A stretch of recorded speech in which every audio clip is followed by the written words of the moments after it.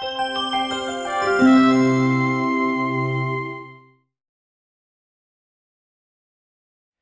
in previous spotlights, we've looked at the 100 and the side kick in the same few minutes. So we're going to add in the small ball into this. Now you've got different sizes of the balls, but for this one here, we're a little bit bigger than normal, but we're going to start with our 100, and we're going to put ourselves onto our back position, making sure we've set up, just as we did before with the spotlight, on these two movements without any small equipment. So in place, what I'm going to ask you to think about is lifting the pelvis up off the floor. You're going to put the ball underneath the sacrum. Now the sacrum is that nice triangle of bones that is right in the middle of the pelvis at the back. So it's not the lumbar spine, it's not the tailbone, it's not all the way onto the glutes.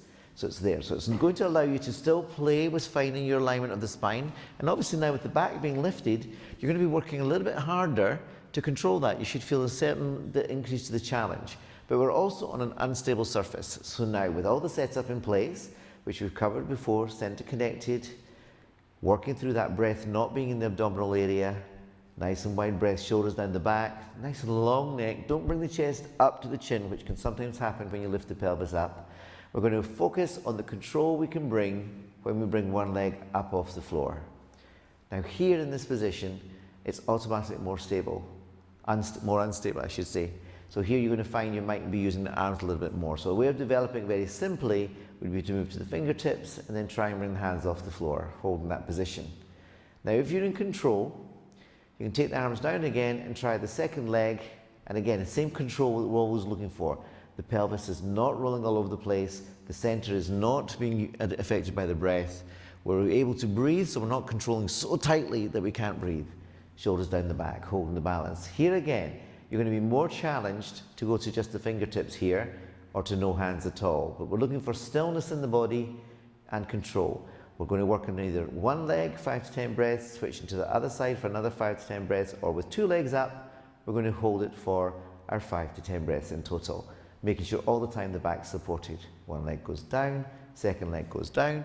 So what we're going to now look at, taking the ball away, that good stability coming from the inside, challenging those other muscles, including your back muscles. We're going to continue that feeling in the side kick, so completely different movement. This time, what we're going to do is put the ball in front of us, and we're going to use it as an assister, so that when we actually start working with the leg movement, we're going to have a little bit of support here. At no time should that ball be getting squashed into the ground by you, so it's a guide to how much you're using your hand. So with the setup as we've done before, you're going to feel that connection to the lower rib cage lifting off the ground. So with that rib cage lifted, hand on the ball, what we're going to do is we're going to reach out the top leg, reach out the bottom leg. Now we're into our balance. So you're going to use the ball as a tool to help you with the balance. Here, we're going to give a little bit of a breath pattern with how we're going to use the ball. As we breathe out, we're going to press into the ball. As we breathe in, we're going to release. Now if that breath doesn't impact your quality, we're going to add movement to it as well. So as you breathe out, the top leg's going to go forward. Breathing in, it comes back. So you're getting a chance to take the leg a little bit further because you've got the ball for stability, but never to the point where you're squeezing and forcing into that.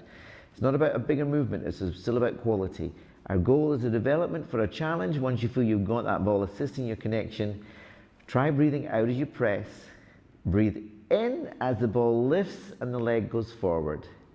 Breathe out as you put it down and touch the floor.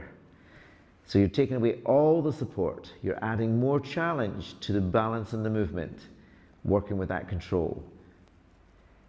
There's your choice with the side kick. So here, what we're looking for all the time is that you can challenge yourself to work with more precision, more control. And a good tool is going to initially bring you assistance, brings you focus on quality and precision, understanding of the challenge, and then if it's working for you well, it should help you then also move to another level with the movement and take yourself to new levels of challenge. So using the small ball in the side kick or in the 100, either way, take your knowledge in your body, take your challenge in your body to another level with these small pieces of equipment.